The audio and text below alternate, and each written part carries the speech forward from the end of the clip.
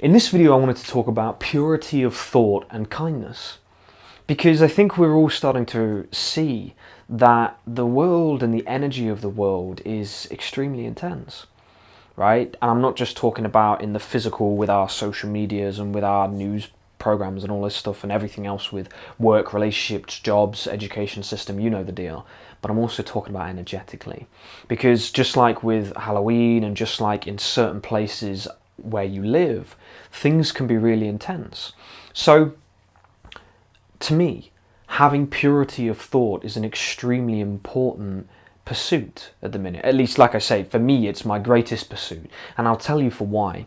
Because the forces or beings who seek to so strongly manipulate our thoughts and our mental state and our, in turn, physical, emotional and spiritual state, they do so in a very, very particular way, by putting things in front of you, by showing you videos, by showing you news posts, by trying to manipulate individual people in society so that they collectively manifest a certain reality. So my point in this video is now it's time to have purity of thought. What do you really feel? What do you really want? When you read these news articles about tsunami here, murdered here, death here, money here, this and all over the bit, how do you feel? Do you really care about it? Listen to what I'm saying here. You might say, care about it? Oh my goodness, well how can I not care about the affairs in the world, about somebody dying, about somebody being... Do you really care about it? Why do I say that? Because with the energy that it takes to absorb that from a news post about, you know, murdered here, death here, money over here, that what could you do with that energy?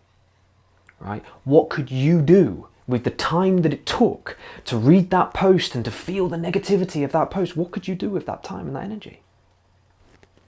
Could you use it to send out love and kindness? Could you use it to foster a purity of thought within your heart and mind? Because think of it this way, a lot of people talk about we're going to the new world, we're going to the new world, we're going to a place of peace and love and happiness. Are you ready for that? Am I ready for that? Right, these are the questions that I ask myself. Because in order for me to go to that place, I have to make sure that in my heart and soul, I'm coming from a certain purity of thought, right? Having no animosity, no hatred, no anger, no annoyance, no frustration, no judgment, no criticism, right? Of course, criticism is a very fine word, because yes, we can help each other grow, but it can be done in a very particular way. Right? We don't have to attack each other. We don't have to come across in such a negative, nasty, horrible, disgusting way. We can come from love. Right? So having purity of thought, at least for me, is one of my greatest pursuits at the minute. How do I do that? If I'm around anybody, or if I start to do it myself where I criticize or I move into a negative mindset, I start to move into this forest within my mind. Right, I see the trees, I see the grass, the leaves, the flowers, the plants, the trickling water over the stones, the moss on the stones, the owls, the squirrels, the deer, the stag, everything. Right, I move into the forest and I say, I'm not playing a part in that world, in that energy anymore. I'm not going to do it. Right, I'm not going to do it. I'm not oblivious to it, but I'm not going to do it. Right, I'm going to foster in a level of inner purity, of inner love and compassion, because that's where I want to go.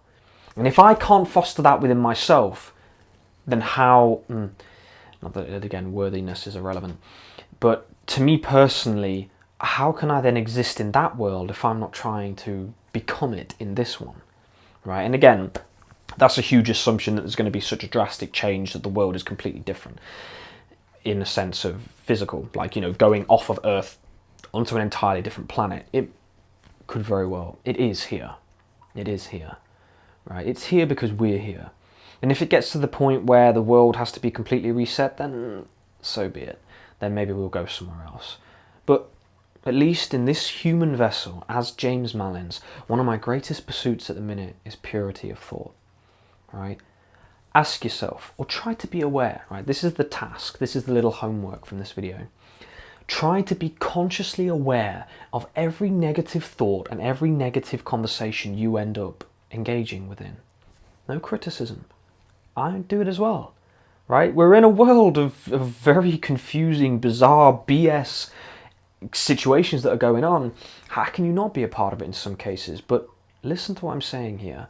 Even if you're in those conversations, those negative conversations, can you foster it in positivity and in light? Can you foster it with purity of thought? Right? Oh, about oh, it's terrible, it's disgusting, people are going to die and people are going to have all... okay. Can you foster it in love? All right, that's a possibility, because how do we know, right? I will never knock anybody's sort of thoughts and ideas usually, because it's, not to say I ever do, but you know what I mean, in discernment. But acknowledging certain ideas, okay, well, if there is a danger to some people, can we help them? Can we detoxify their bodies? Can we help them to detoxify the metals and the toxins and the stuff that they've just put into their body? Can we get it out of their body? How do we help those people? How do we come from love? How do we foster light? Because, and it's an interesting experience that I won't share because it's to do with one of my deep partners, but when it comes to the light, one of the things I turned on the light, and we were having an experience using some medicine, and there was a question, why do you want the light? And I said, because I am the light. That's where I feel at home. That's where I feel the most myself. Right? Not in the darkness, not in the rage, not in the anger, not in the aggression. And we can get so angry because you see people doing things, how can you not see what's going on? Like, none of it makes any sense. But that's the point. Because for those of us that do see it, for those of us that do get it, when it gets to the point where more and more people, it starts to click that little gear in the head and they're like, whoa, hang on a minute. Okay, this doesn't make sense, right? People are just dropping dead all over the place, having heart attacks. Kids are having heart attacks and cardiac arrest. This makes no sense. So as the cogs start to flip and people start to become aware of what is going on, you are the kind of people that are going to help them to transition through that process. But it takes love, right? It takes purity of thought. And of course, like with everything, honor yourself first before everything, right? You have to honor yourself. You have to love yourself unconditionally first. But when the time is right, you are going to be the person that's going to help them to realize what is really true. So going back to my point, purity of thought. If you're in any negative conversations, take a little notebook with you. Write down, this time negative conversation, this time negative conversation, this time negative thought. And if you fill 6 A4 pages of negative thoughts, don't worry about it, because the next day you might only fill 4.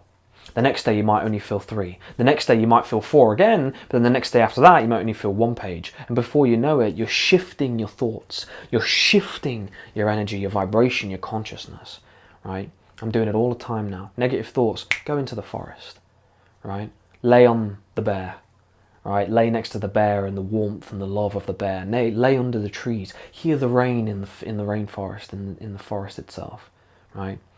Because we are moving into a different world, and we've got to be consistent, because these people, and people talk about, is there the darkness? Yeah, of course there is. Of course there is.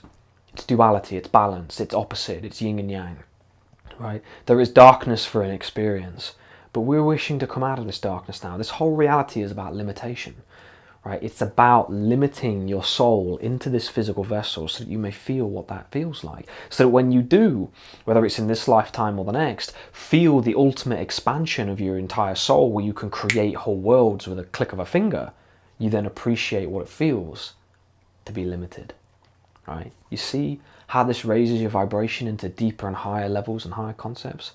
Because you know what it feels like to be limited, so you appreciate the true expansiveness of your ultimate self when you connect into it, right? Purity of thought. None of the people who we are surrounded by are victimless, right? We are all, not that we're victims, because I know what people say about victim mentality, it takes your power away, but we are influenced and have always been influenced by darker beings who have had control over extraordinary masses of individual people, right? Handful of people that control a cosmic amount of people. Now it's time to have purity of thought, because when we realize that we are that cosmic amount of people, we start to completely change this reality, because we don't play their game anymore. But remember, to reach that level, it takes love, and you are that embodiment of love. So trust that. Trust that you are somebody who can help love and guide people of this planet to step into their own truth. So just some thoughts for you today around purity of thought and really coming from that inner pure place. And I hope that you enjoyed this video. As always, guys, I hope that you have a beautiful day. Take care of yourselves, and I'll see you in the next one. Bye-bye.